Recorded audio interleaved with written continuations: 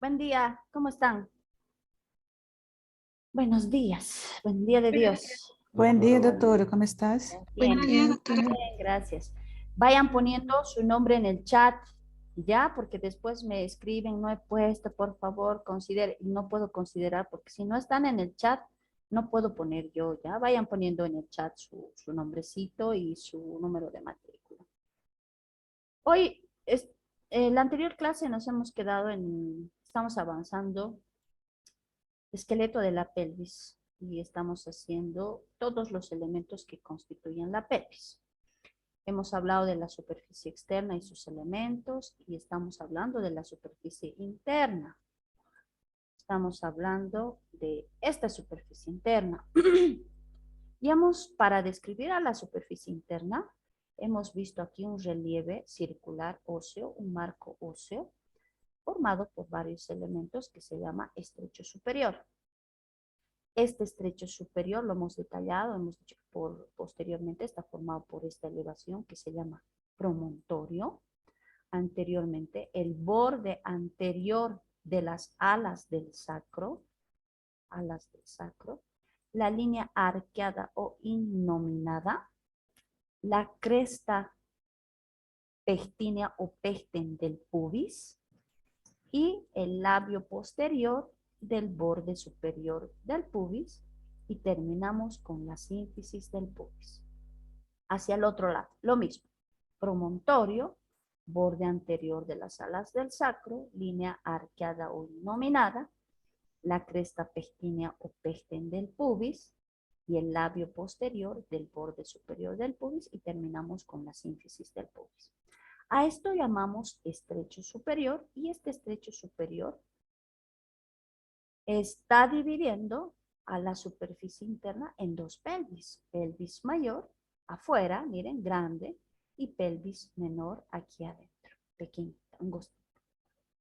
Hemos hablado de la pelvis mayor y hemos dicho que la pelvis mayor está formado por ambas fosas ilíacas, miren, todo esto, fosas ilíacas.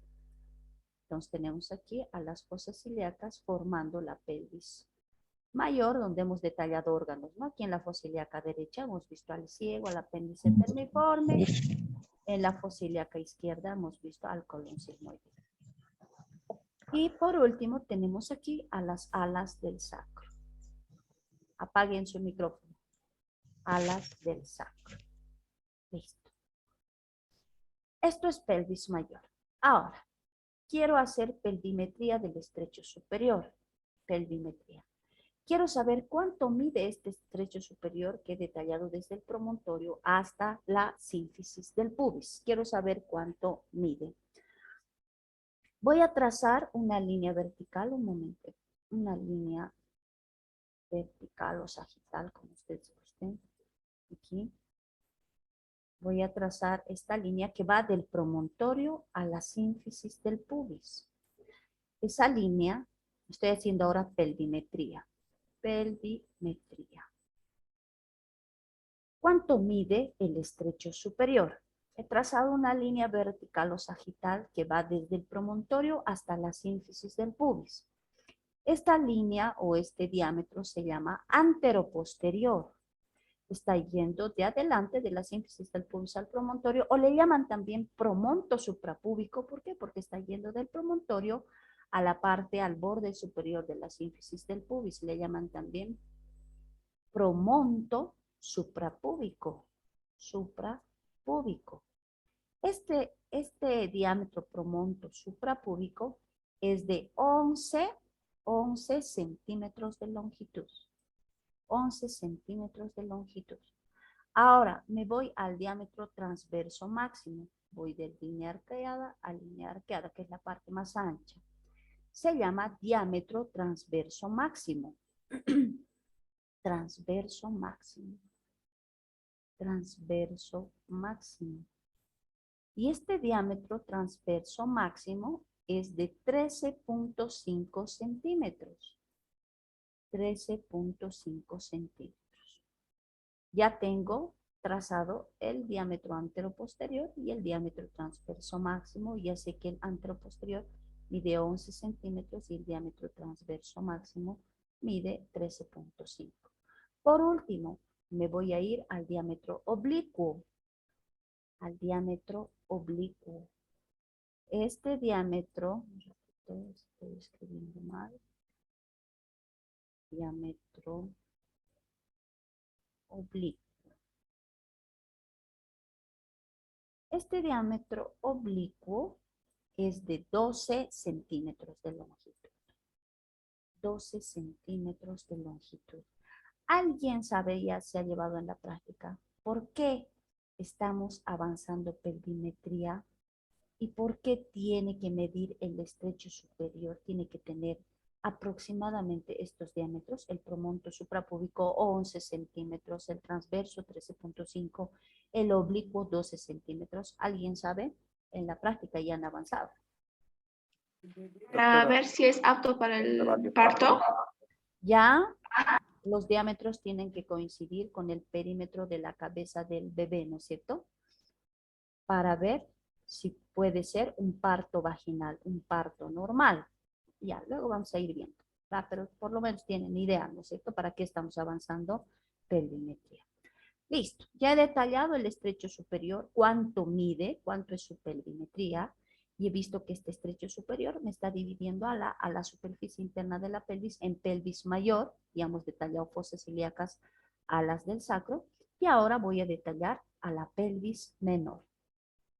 ¿Qué elementos están formando la pelvis menor?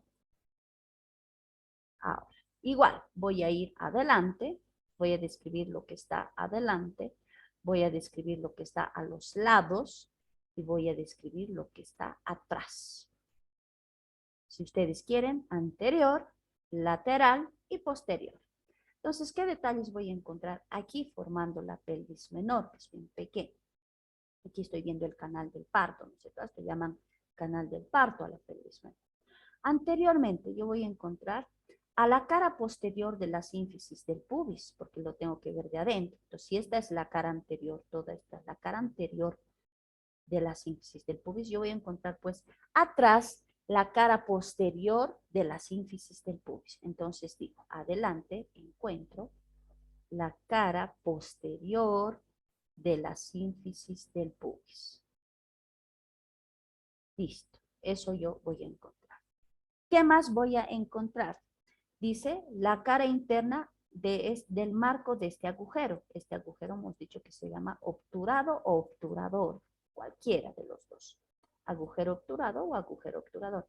Por dentro yo voy a encontrar el marco óseo, la cara interna del marco óseo de este agujero obturador por dentro.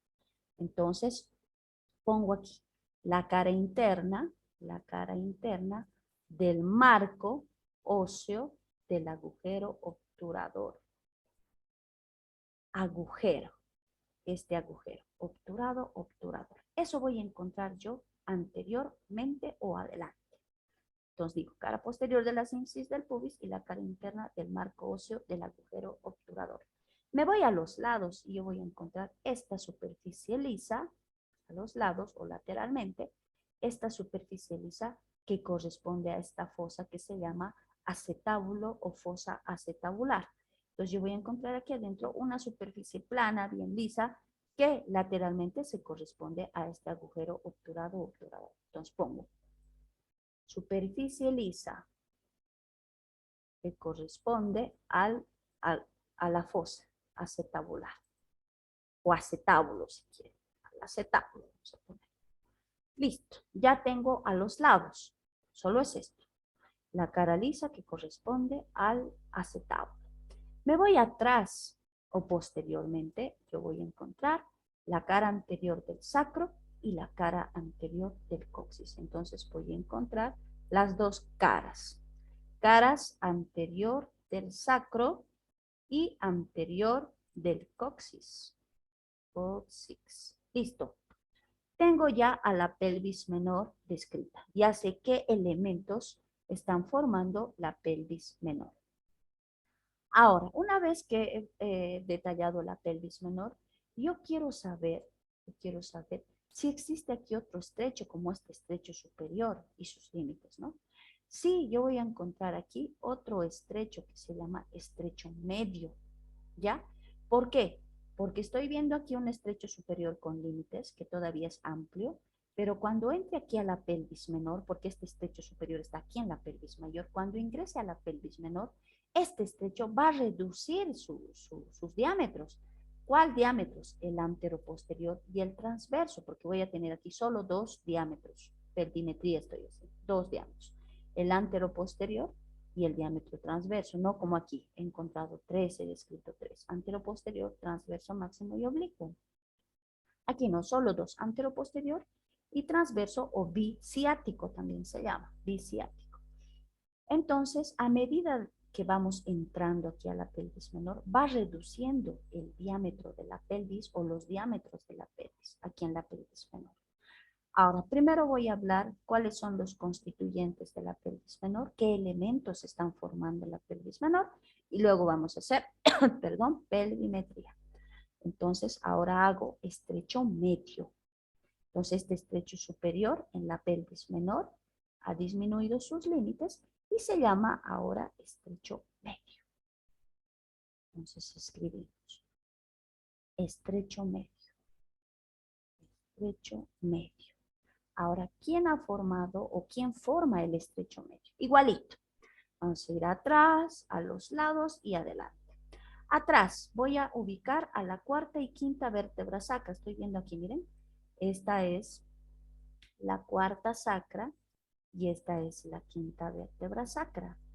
Voy a marcar un límite entre ambos con este color. Voy a marcar una línea transversal que va a pasar en la unión de la cuarta vértebra sacra con la quinta vértebra sacra. Ya tengo mi límite posterior. Ahora, ¿se acuerdan que aquí en la cara lateral del sacro se insertaba un ligamento que se llamaba sacro espinoso? Aquí, un ligamento llamado sacro espinoso. Ese ligamento va desde el borde, desde la cara lateral del sacro a la espina ciática. Esta espinita se llama ciática. Entonces, sigo haciendo, marcando mi relieve y digo, encuentro también como referencia del estrecho medio al ligamento sacroespinoso, a este ligamento sacroespinoso. Sigo marcando, porque es un relieve así circular. Ya he marcado atrás la línea transversal de unión entre la cuarta vértebra sacra y la quinta. Ahora, el ligamento sacroespinoso. La espina ciática. Sigo pasando.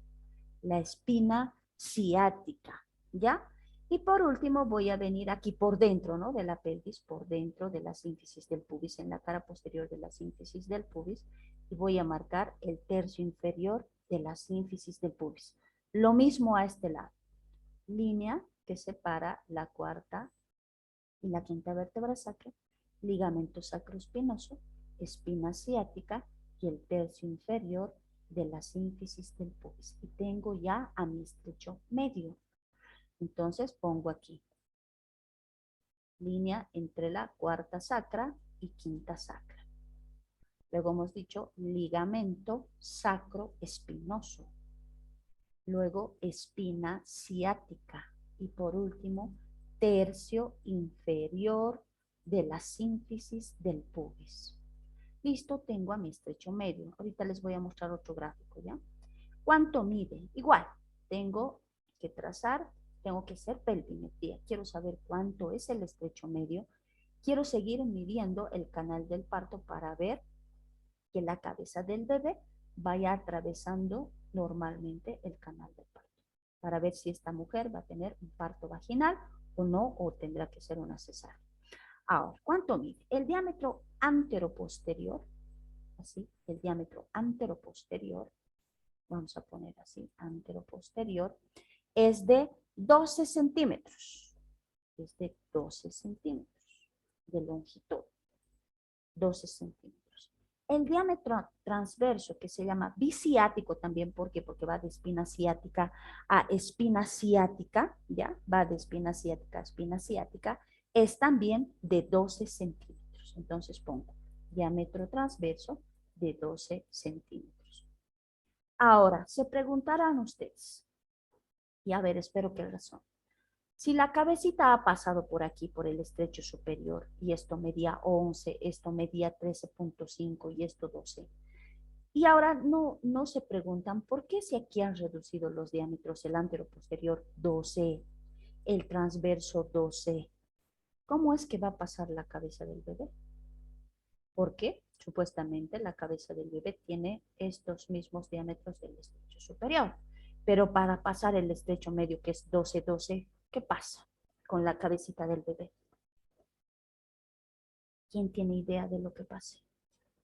Doutora, creio que uma das possibilidades é as suturas do crânio, né? Es, Coronária ¿Qué pasa cervical, con las suturas? Porque la cabecita tiene que ir sobrepone disminuyendo sobre de a outra, né? diámetro, ¿no es cierto? Al estrecho superior. Primero se ha acomodado al estrecho superior. Para entrar al estrecho medio también se tiene que acomodar. Ese proceso de la superposición de las suturas, porque tenemos aquí, ¿no? Sutura coronal, sutura sagital, sutura lamboide. Ya tenemos 3 suturas grandes y luego tenemos otras suturas que es la unión. Las suturas son la unión de los huesos del cráneo. ¿Ven? ¿Qué va a pasar con estas suturas? Van a sufrir un proceso que se llama remodelación. ¿Qué quiere decir? Si las suturas eran así, porque tienen que coincidir, supongamos de este parietal con este parietal, las suturas tienen que coincidir así. ¿Qué va a pasar para que la cabecita se acomode, se amolde al estrecho medio, porque sus diámetros son 12 por 12? Las suturas se van a superponer así, hueso sobre hueso. A eso se llama proceso de remodelación. Eso va a pasar. Muy bien, David. Listo, ya tengo a mi estrecho medio entonces. ¿Cómo está formado y cuánto mide? Voy a ir al estrecho inferior ahora. Para esto voy a cambiar de imagen. Voy a encontrar ahora al estrecho inferior aquí. Terminando el límite inferior de la pelvis menor, yo voy a encontrar otro estrecho que se llama estrecho inferior. A ver, vamos a cambiar de imagen. Y les voy a mostrar. Aquí. Miren, voy a marcar aquí un momentito antes de que pase al estrecho medio. Aquí está. Línea transversal que une la L4 con la L5, ligamento sacroespinoso, espina ciática y tercio inferior de la sínfisis del pubis. Ahí está el estrecho medio. Esto mide 12, esto mide 12. Sigo ahora, el estrecho inferior. Necesito otra imagen para hacer estrecho inferior. Aquí no voy a poder tampoco. A ver, no. Quiero vista inferior. ¿Qué vamos a hacer? Aquí. ¿Cuáles son los límites ahora del estrecho inferior? Voy a ir de atrás a adelante, ¿ya? De atrás a los lados y adelante. Lo primero que voy a encontrar, ¿ya? Lo primero que voy a encontrar va a ser, dice, el extremo, o por el, no, por atrás vamos a empezar. El vértice del coxis. El vértice del coxis. Estoy viendo ahí el vértice del coxis, ¿ya? Ahora voy a encontrar la rama del isquion. Miren, esto es la tuberosidad isquiática y esto es la rama del isquion. La tuberosidad isquiática, ahí está, la tuberosidad isquiática. Voy a encontrar ahora sigo aquí atrás, voy a encontrar aquí saliendo del borde lateral del coxis y del sacro un ligamento que se llama sacrotuberoso, que va a venir aquí a la tuberosidad isquiática. En el estrecho inferior está ese ligamento que se llama sacrotuberoso, ¿ya? Sacrotuberoso. Sigo hacia adelante. Hemos hablado que el cuerpo del pubis tiene 2 ramas, rama superior, rama inferior. La rama inferior del pubis. Y por último, el borde inferior de la sínfisis del pubis. Ahora voy a buscar otro gráfico para mostrarles, ¿ya? Otro gráfico para mostrarles. Más o menos aquí. El vértice del coxis, el ligamento sacrotuberoso vamos a encontrar. Vamos a encontrar al ligamento sacrotuberoso. Doutora, ¿Sí? perdão, tem alguma dúvida? Este ligamento sacrotuberoso, porque são dois, sim? Há Sí. ligamento sacrotuberoso del sacro e outro del cox. Es- Este estreito inferior é isso de cox? Ou de El- sacrotuberoso? Sí. En realidad, David, el ligamento sacrotuberoso tiene varias inserciones. Viene desde aquí, desde la tuberosidad isquiática, espina ilíaca posterior superior, escotadura que la separa, espina ilíaca posterior inferior, viene borde lateral del sacro, borde lateral del coxis. Así viene el sacro tuberoso y por último va a terminar aquí en la cara medial de la tuberosidad isquiática. Así es el ligamento sacrotuberoso. Es un ligamento Sí, bien doctora. grueso, robusto. ¿Ya? Es todo Ahora, esto. ahora entendí. Es o mesmo entonces que va desciendo, ¿no, doctora? Dando Exacto. abajo. Sí, cuando Muy bien. entremos a articulación sacroiliaca, ahí les voy a explicar porque estos dos ligamentos, el sacroespinoso y el sacrotuberoso, son ligamentos de refuerzo de la articulación sacroiliaca. ¿Ya? Bien. Entonces, aquí más o menos otra vez les voy a repetir, ¿saben? No hay un gráfico así que nos muestre tal y cual está el libro, ¿ya? A ver, otra imagen quiero mostrarles para que puedan ver. No sé dónde explicar. A ver, aquí más o menos. Entonces tenemos el vértice del coxis. Desde aquí, ¿no? El ligamento sacrotuberoso. Va a venir, este es el isquion, la rama del isquion, así, la rama del isquion, la rama inferior del pubis, el borde inferior del pubis, así es, ¿ya? Todo esto es el estrecho inferior. Quisiera mostrarles de abajo para ver exactamente, pero ya en la práctica han debido ver. Ahora, si ya tengo el estrecho inferior, quiero saber cuánto mide. Otra vez voy a repetir para que no haya problemas. El vértice del coxis, el ligamento sacrotuberoso, la rama del isquion, la tuberosidad isquiática, la rama inferior del pubis, el borde inferior de la sínfisis del pubis. Y del otro lado lo mismo. Tengo a mi estrecho superior. Ahora yo quiero saber cuánto mide este estrecho inferior. Igual, tiene un diámetro anteroposterior y tiene un diámetro transverso. Este diámetro inferior, como va del coxis al borde inferior de la sínfisis del pubis, le llaman coxis subpúbico también. Entonces tengo al estrecho inferior y hablo del diámetro coxis subpúbico o si quieren anteroposterior también, cualquiera. Este diámetro es de 7 a 10 centímetros. Entonces puede ser 7, puede ser 8, puede ser 9, puede llegar hasta 10 centímetros de longitud, el anteroposterior o coxis subpúbico. El diámetro transverso es el que va de tuberosidad a tuberosidad isquiática, por eso se llama biisquiático también, porque va de tuberosidad isquiática a tuberosidad isquiática. Entonces le han llamado biisquiático o transverso también, ¿ya? Biisquiático o transverso. Ese diámetro es de 12.5 centímetros de longitud. Listo, tienen que aprender esto, es importante. Van a volver a llevar en ginecología, van a volver a llevar en semiología, entonces lo van a volver a ver y espero que no se olviden. Ahora sí, quiero preguntarles algo. ¿Les he dado ya su trabajito su trabajo práctico para el primer parcial o todavía no?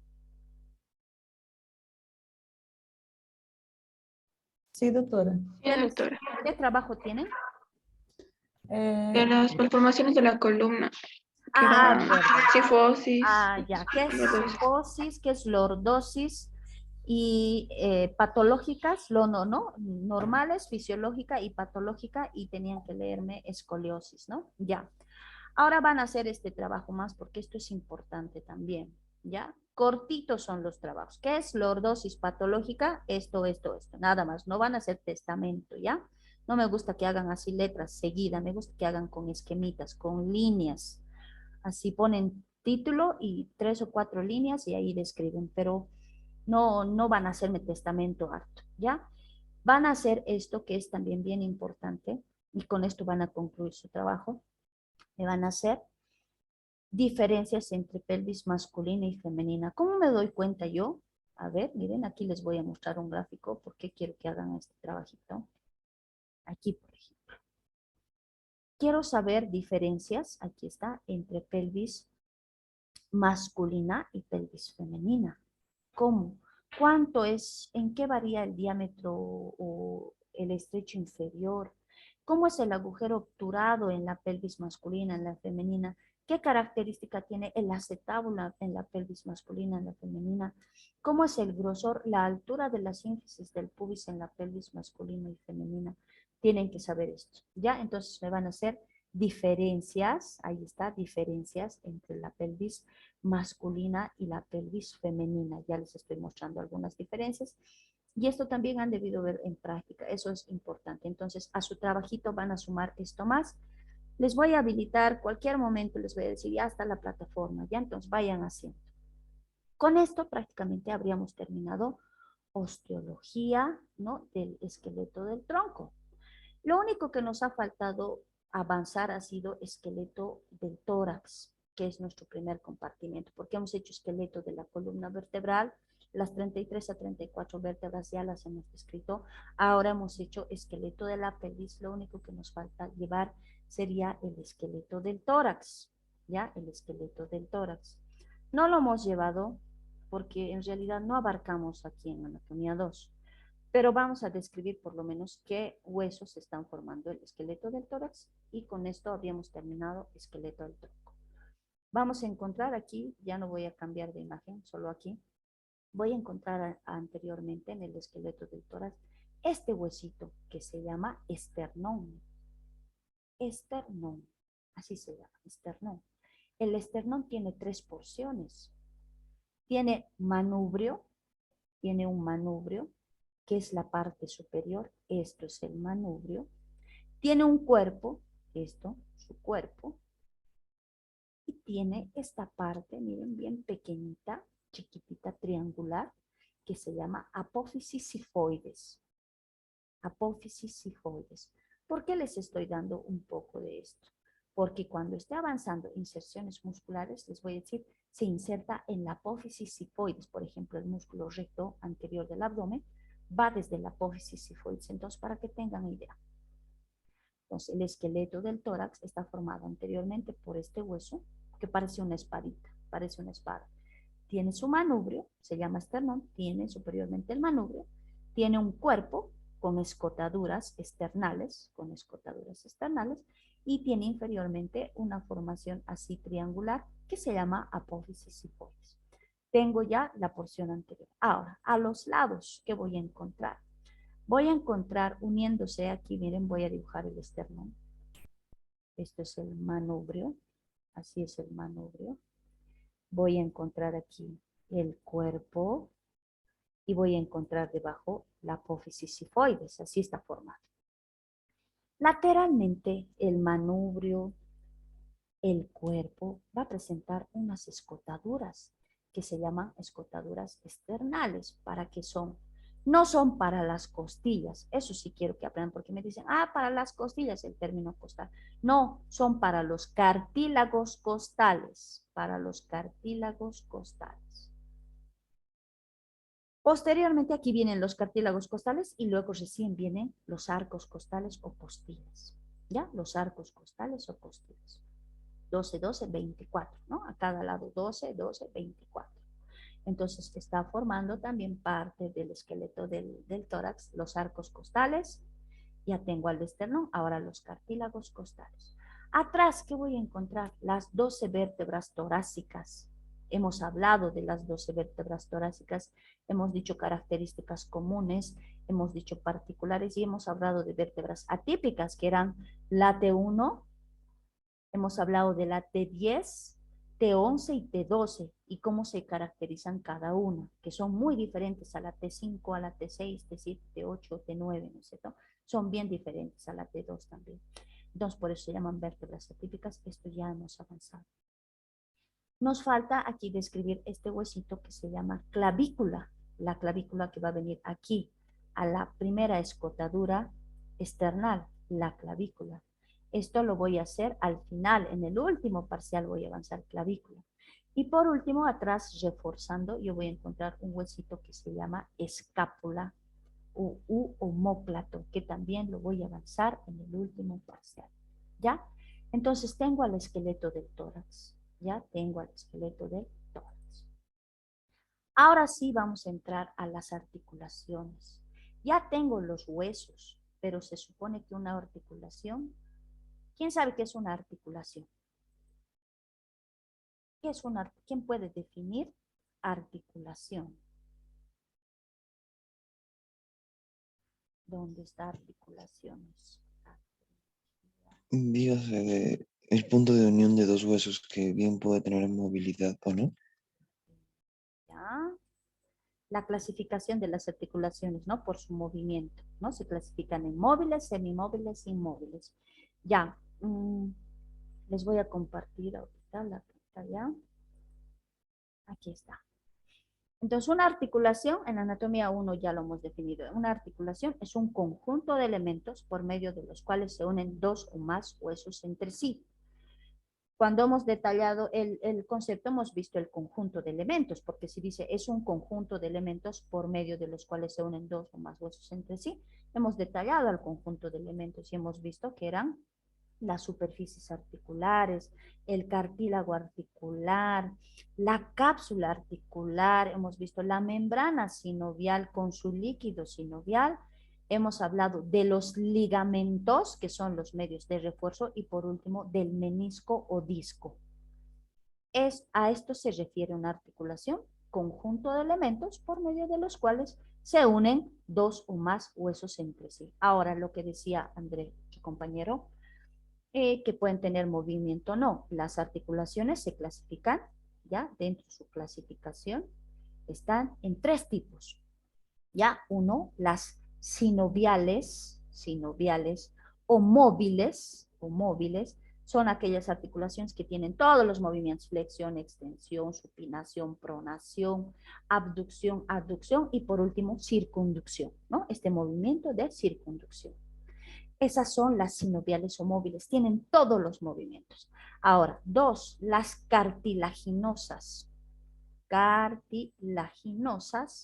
o semimóviles. Su nombre me está diciendo. Tienen ligero movimiento. Y dentro de estas hemos visto la articulación de la sínfisis del pubis, ¿ya? Y la articulación de estos cuerpos vertebrales, solo de los cuerpos, ojo, de los cuerpos vertebrales. Y tengo ya las articulaciones cartilaginosas, están unidas por cartílago y tienen ligero movimiento. Y por último, tres, esto nos ha tocado avanzar en anatomía 1, y eran las articulaciones fibrosas o inmóviles. Y dentro de estas nosotros hemos visto a los huesos del cráneo y de la cara, que quiere decir que no tienen nada de movimiento, con excepción de la ATM, la articulación temporomandibular. Esta sí tiene movimientos, ¿no es cierto? Movimientos de ascenso, descenso, diducción, quiere decir lateralidad, y propulsión, que quiere decir la mandíbula hacia adelante. Entonces, es la única articulación de los huesos del cráneo y de la cara que sí tiene movimiento. Es una articulación sinovial. Es una articulación sinovial de tipo condidia. En cambio, el resto de los huesos del cráneo y de la cara son inmóviles o fibrosos. Ahora, ya que sabemos que es una articulación, un conjunto de elementos por medio de los cuales se unen dos o más huesos entre sí, ya sabemos cómo se clasifican en sinoviales o móviles, las que tienen todos los movimientos, las cartilaginosas o semimóviles, que acá tenemos la articulación de la sínfisis del pubis y de los cuerpos vertebrales, y tenemos las fibrosas o semimóviles que tenemos en esta a la articulación de los huesos del cráneo y de la cara, excepto la ATM. Aquí en las sinoviales les voy a hablar algo más y empiezo. Estas articulaciones sinoviales o móviles se clasifican en 6 géneros, y yo voy a ver aquí esos 6 géneros, 6. ¿Por qué se clasifican así? Por la forma de la superficie articular, por la forma. Por ejemplo, un género de las sinoviales o móviles es la articulación esferoidea. El término esferoidea me está diciendo a mí que las superficies articulares tienen la forma de un segmento de esfera y una cavidad. Ahorita les he mostrado en la articulación de la cadera, ¿lo ve? De la cabeza del fémur con el acetábulo. Entonces, esa es una articulación sinovial de género esferoidea. Entonces, cuando yo les pregunté, ¿y la articulación de la cadera qué tipo es? Ustedes me dicen, es una articulación sinovial. pero de tipo esferoidea. ¿Por qué? Porque su superficie articular es un segmento de esfera, a eso se refiere. Ahora, otra clasificación, por ejemplo, otra, artrodia. Artrodia. ¿Qué quiere decir artrodia? Este género también pertenece a las sinoviales, pero las superficies articulares son planas, así, son planas. Entonces yo digo, por ejemplo, un ejemplo, la articulación cigapoficiaria en la región cervical. Sus carillas son planas, entonces yo digo, la articulación cigapoficiaria es sinovial de tipo artrodia. Artrodia. Ahora, troclear, por ejemplo, troclear. Yo voy a encontrar en esta articulación como ejemplo la articulación del codo. Es una articulación troclear. ¿Por qué? Porque su superficie articular es una especie de tróclea, de polea, así, de tróclea o polea. Entonces yo digo, la articulación del codo es una articulación sinovial de tipo troclear, de tipo troclear. Y así se clasifican en 6 géneros: condilia, silla de montar y trocoide. ¿Qué quiere decir trocoide? Cuando la superficie articular por una parte es convexa y por la otra cóncava. Por una parte, de este lado vamos a hacer cóncava y por la otra convexa. Ah, entonces la articulación, por ejemplo, trocoide, las cigapoficiares en la región lumbar son trocoides, digo, es una articulación de tipo sinovial, de tipo sinovial, de género trocoide.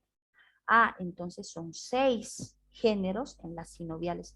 Esto voy a hablar, por eso les estoy explicando, porque voy a explicar uniones de las porciones de una vértebra. Quiero saber cómo se unen los cuerpos vertebrales, cómo se unen las apófisis espinosas, las apófisis transversas, cómo se unen las láminas, cómo se unen las apófisis articulares.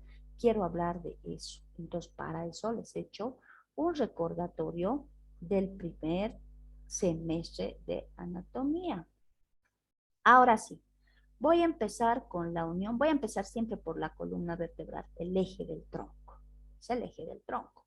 Entonces voy a empezar por las articulaciones de la columna vertebral. Entonces me voy a ir, miren, a los constituyentes de las vértebras. Ahí están. Hemos hablado las lumbares, las sacras. Aquí. Quiero saber cómo se unen los cuerpos vertebrales. Entonces voy a poner aquí unión de los cuerpos vertebrales. Cuerpos vertebrales. Lo primero que quiero saber, uno, es el tipo de articulación. ¿Qué tipo de articulación es? Hace un momento les he dicho que es una articulación cartilaginosa. Cartilaginosa. ¿Por qué? Porque está unido por discos intervertebrales que no son más que cartílago articular. Listo. Entonces digo, la unión de los cuerpos vertebrales, ¿qué tipo de articulación es? Cartilaginosa. Cartilaginosa.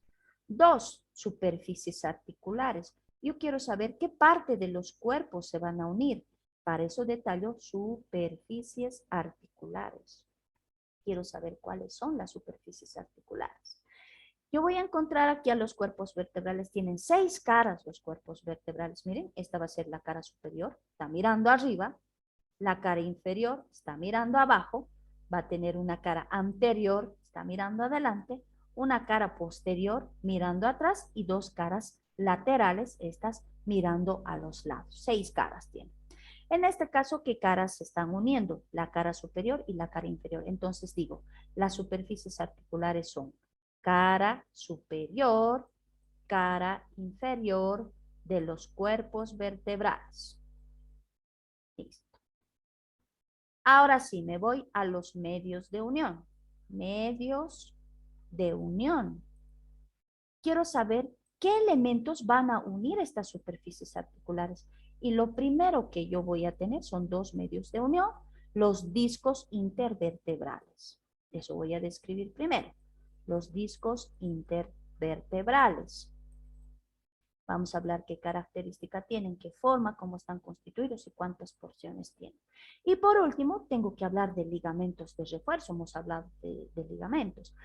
Yo tengo aquí, miren, un ligamento y desde el otro lado otro ligamento y se llaman ligamentos periféricos, se llaman. Periféricos. Así. Vamos a hablar primero de los discos intervertebrales, qué forma tienen, qué características. Entonces, voy a cambiar de imagen y aquí están los discos intervertebrales. Estos discos intervertebrales, que están entre la cara superior y cara inferior de cada superficie articular correspondiente de las vértebras, estos disquitos tienen que coincidir con la forma de la superficie articular. Entonces, ¿qué pasa? El disco intervertebral en la región cervical será alargado. En la región torácica será casi cilíndrico porque el cuerpo hemos dicho que tiene eje antero-posterior y transverso casi iguales. El disco intervertebral en la región lumbar será de forma reniforme, ¿no? Reniforme. Eso en cuanto a la forma. ¿Cuántas caras tienen estos discos? 2. ¿Cuáles son esas caras? Biconvexas. ¿Qué quiere decir? Convexo hacia arriba y convexo hacia abajo. Así son los discos, ¿ya? Biconvexos. Ahora, ¿cuántas porciones tienen? Aquí en el gráfico ustedes están viendo claramente y han debido ver también el anfiteatro porque ya estamos en articulaciones, en práctica. Han debido ver que los discos intervertebrales tienen 2 porciones, una porción central y una porción periférica, ¿ya? Vamos a borrar esto, por favor. Vamos a borrar para poder escribir aquí, detallar los discos intervertebrales. Son bien importantes, ahorita les voy a explicar por qué. Tienen 2 porciones. Esta porción central se llama núcleo pulposo. Núcleo pulposo. Listo, entonces estoy hablando de los discos intervertebrales. Tienen en la porción central una especie de sustancia gelatinosa de color celeste medio azulado que se llama núcleo pulposo. Hacia afuera, en la porción periférica, rodeando al núcleo pulposo, yo voy a encontrar una zona periférica que se llama anillo fibroso. Ahora vamos a ver cómo están constituidos cada porción de este disco. El núcleo pulposo, ¿qué tiene dentro de su composición? Tiene una sustancia gelatinosa y tienen agua. Ahorita vamos a explicar funciones más, ¿ya? Entonces, el núcleo pulposo tiene dentro de su composición sustancia gelatinosa y tiene agua. El anillo fibroso o porción periférica está formado por laminillas concéntricas. Parecen unas capas de una cebolla, miren. Parecen unas capas de una cebolla. ¿Qué dice el libro? Que las fibras concéntricas, 2 van, supongamos, de derecha a izquierda y otras van de izquierda a derecha en sentido antihorario. ¿Por qué esta disposición de estas fibras concéntricas? Porque por su función, estas fibras están sometidas a tracción, al peso. Cuando ustedes van al gimnasio y alzan peso, alzan pesas, dice que estas fibras, estas son las que soportan ese peso. Están sometidas a tracción, ¿no? A tracción y pueden soportar hasta 200 kilogramos de peso. Imagínense 200. Entonces, esa función tiene el anillo fibroso, está compuesto por fibras concéntricas sometidas a tracción y puede soportar un peso hasta de 200 kilogramos. ¿Qué pasa con el núcleo pulposo? Tiene composición, dentro de su composición una sustancia gelatinosa y agua. Entonces, este núcleo pulposo es el que le da movilidad a la columna vertebral. Por este núcleo pulposo mi columna es flexible, yo me puedo flexionar, me puedo extender, puedo hacer inclinación lateral lateral derecha-izquierda, o puedo rotar hasta 90 grados, gracias a la composición de este núcleo pulposo. Ahora, ¿qué pasa con los años, con las personas mayores, con los adultos mayores? Este núcleo pulposo se va deshidratando. Esta sustancia gelatinosa se va endureciendo, ¿ya? Y el núcleo pulposo, como tiene agua, se va deshidratando con los años, ¿ya? Con los años y el ejercicio y el movimiento que uno va haciendo se va deshidratando. ¿Y qué pasa? va perdiendo grosor, va perdiendo consistencia, esa consistencia gelatinosa que tenía y también por el agua se va perdiendo y este núcleo pulposo se va endureciendo y van los discos intervertebrales disminuyendo de tamaño. Por eso se habrán preguntado ustedes por qué nuestros abuelitos o nuestros papás con los años han ido perdiendo estatura, van perdiendo estatura por esto, ¿no? Porque se va adelgazando estos discos intervertebrales, van disminuyendo su diámetro, ¿ya? Su grosor. Listo. Esto es en relación a los discos intervertebrales y sus porciones. Ahora, los ligamentos periféricos. Vamos a ver aquí a los ligamentos periféricos. Tengo dos imágenes bien bonitas. Aquí primero. Los ligamentos periféricos son dos, ¿ya? Tenemos dos ligamentos periféricos. ¿Cuáles son? El ligamento longitudinal anterior y el otro será el ligamento longitudinal posterior. Dos ligamentos periféricos que unen los cuerpos vertebrales en su articulación. El longitudinal anterior, yo tengo aquí las caras anteriores de los cuerpos vertebrales, es el longitudinal anterior. Tiene que recorrer la cara anterior de los cuerpos vertebrales aquí, ¿ya? En esta imagen. Ahora, ¿cuáles son las inserciones? ¿De dónde a dónde se extiende? ¿Por qué estoy poniendo esta imagen? Quiero dibujar aquí al occipital quiero dibujar. Aquí arriba, voy a dibujar en pequeñito, ¿ya? En pequeñito vamos a dibujar aquí quiero rayar. Ahora sí. Vamos a dibujar al occipital, tiene su porción escamosa, la porción yugular, la porción basilar, más o menos así, ¿ya? Así, y aquí, un ratito. Y aquí, al agujero vertebral. Tengo al occipital. Esta porción anterior se llama basilar, porción basilar del occipital. Aquí nosotros hemos visto un canal que se llama clivus, ¿no es cierto? El clivus. A ver, el ligamento longitudinal anterior es este. Se cambió de imagen. Aquí primero quiero mostrar, ya no coincide.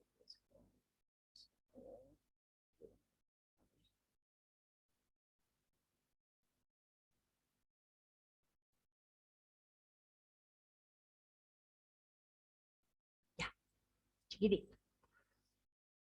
Entonces, voy a describir el ligamento longitudinal anterior. Por arriba se inserta en la porción basilar del occipital. Aquí se inserta.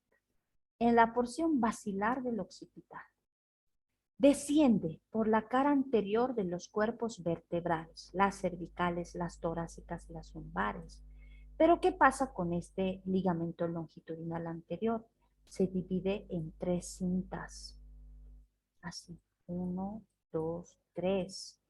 En tres cintas, baja así, en tres cintas. ¿Qué pasa con estas tres cintas del ligamento longitudinal anterior? Las dos laterales se pierden en la región torácica. En la región torácica se van a perder, ya no va a haber más. Pero la cinta media va a descender por la cara anterior de las vértebras lumbares y va a terminar en la segunda vértebra sacra. En la segunda vértebra sacra. Repito, entonces. El ligamento longitudinal anterior se inserta por arriba en la porción basilar del occipital. Por abajo desciende por la cara anterior de los cuerpos vertebrales a manera de tres cintas. Las dos cintas laterales terminan su inserción a la altura de las vértebras torácicas. Y la cinta media desciende, continúa, ella es permanente, persiste, y va a terminar en la segunda vértebra sacra. Ahí termina, en la segunda vértebra sacra. Tengo al ligamento longitudinal anterior. Ahora les voy a mostrar. Ahora sí les voy a mostrar. Ya tienen una idea dónde se inserta. Ahora les muestro. Aquí está. Este es el longitudinal anterior. ¿Ya? El longitudinal anterior. Les voy a mostrar otro. aquí otra imagen. El longitudinal anterior. El longitudinal anterior, no hay otra imagen. A ver.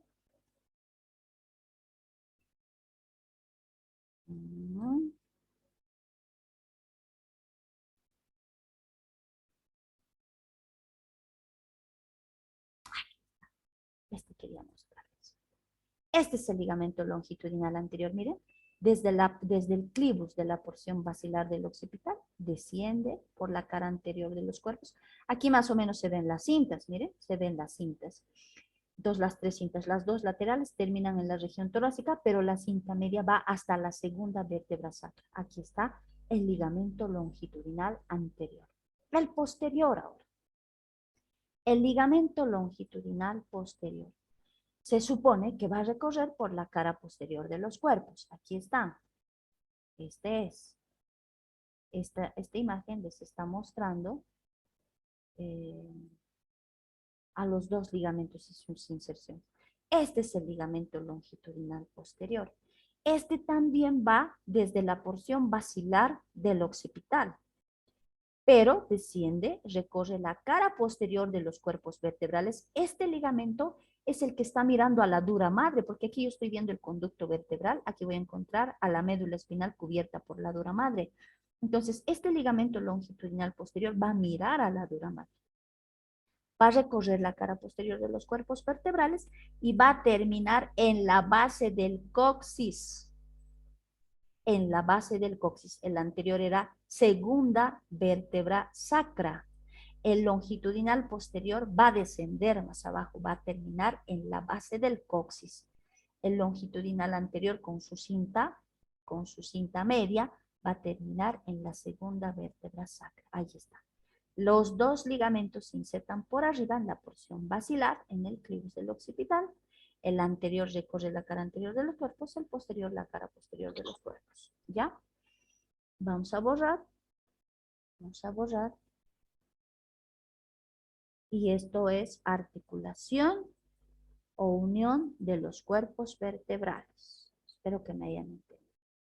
Ahora, quiero unir las apófisis articulares. Las apófisis articulares. Aquí está escrito. La articulación de las apófisis articulares, aquí arribita vamos a poner, apófisis articulares, son llamadas también articulaciones sigapofisarias, ¿ya? Articulaciones sigapofisarias, así se llaman. Estas articulaciones, ahora vamos a definir qué tipo de articulación es. Tenemos que saber el tipo de la articulación, ya saben. Tenemos que saber el tipo de la articulación, los medios de unión. No, superficies articulares antes, ¿no? Antes de los medios de unión. Superficies articulares. Y por último, vamos a ver los medios de unión. Esto siempre se describe en una articulación. Tipo de articulación, que quiero saber qué tipo es móvil, semimóvil, inmóvil, si es de género artrodia, plana, trocoide, quiero saber. Y los ligamentos, superficies articulares, quienes se involucran, y quiero saber los medios de unión. Me voy al tipo de articulación. Yo estoy viendo aquí, miren, las uniones de las apófisis articulares. Tenemos 4 apófisis articulares, ¿no? 4, 2 superiores, derecha, izquierda, 2 inferiores, derecha, izquierda. Quiero saber qué tipo es de esta articulación sigapofisial. Para eso voy a detallar en la región cervical y en la región torácica. En estas dos regiones, en la región cervical y torácica, son de tipo artrodiades.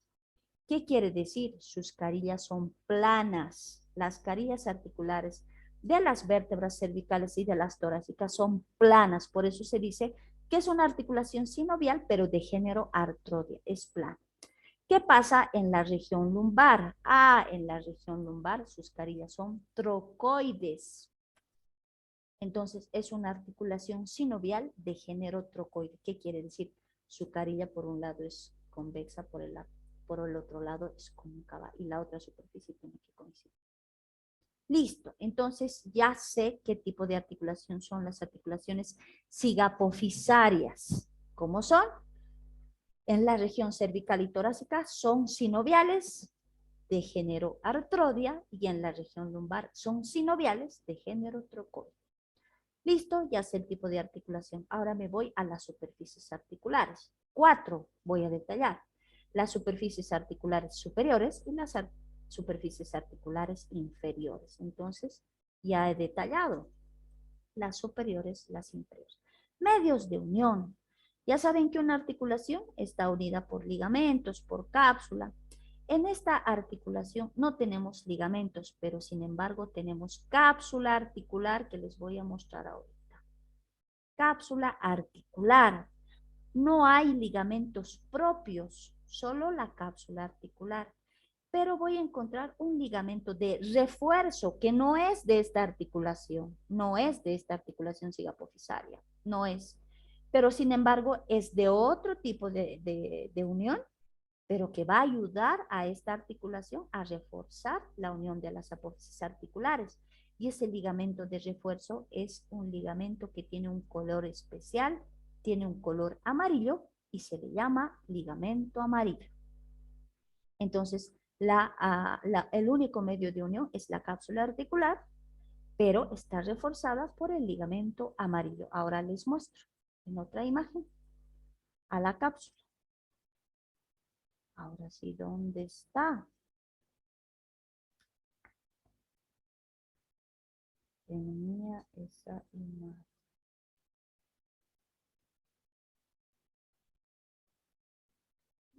Aquí está.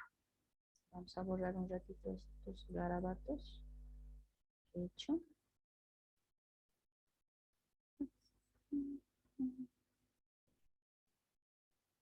Aquí está. Miren, aquí está la cápsula. La cápsula articular uniendo a las superficies articulares de la región cervical. Aquí está una, aquí hay otra cápsula uniendo a las superficies, a las carillas articulares. Aquí lo mismo, ¿no? Tiene que existir una cápsula articular. Aquí estoy viendo las carillas articulares planas, por eso son, hemos dicho, artrodes, ¿no? En la región cervical, artrodes. Acá está. Ahora, otro, al ligamento amarillo reforzando, vamos a ver. Aquí está, miren, aquí se ven muchas más. Estas son las articulaciones cigapofisarias. Y miren, cápsula, cápsula, cápsula, cápsula, cápsula y cápsula. Toditas las articulaciones cigapofisarias están unidas por cápsula y están reforzadas, hemos dicho, por el ligamento amarillo. Ahora vamos a buscar aquí al ligamento amarillo. Quiero mostrarles. Aquí está. Miren, aquí se ve de este lado la articulación cigapoficiaria reforzada por este ligamento que está de color amarillo. No sé si pueden ver ustedes en mi pantallita. Aquí está el ligamento amarillo. Ahí.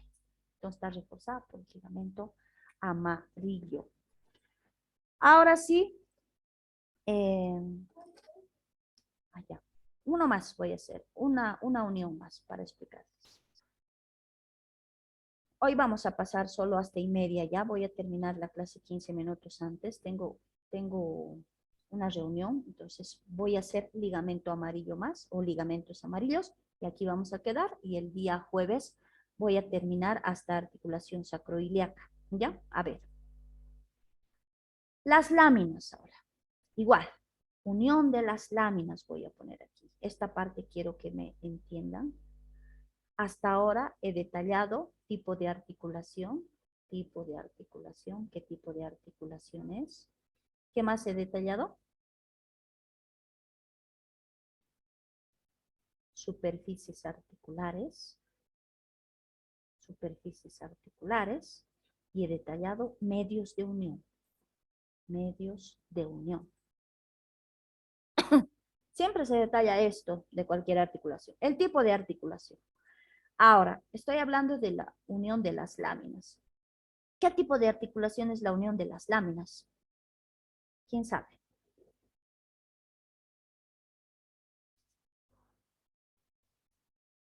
¿Qué han llevado en práctica? ¿Qué tipo de articulación es la unión de las láminas? ¿Nadie?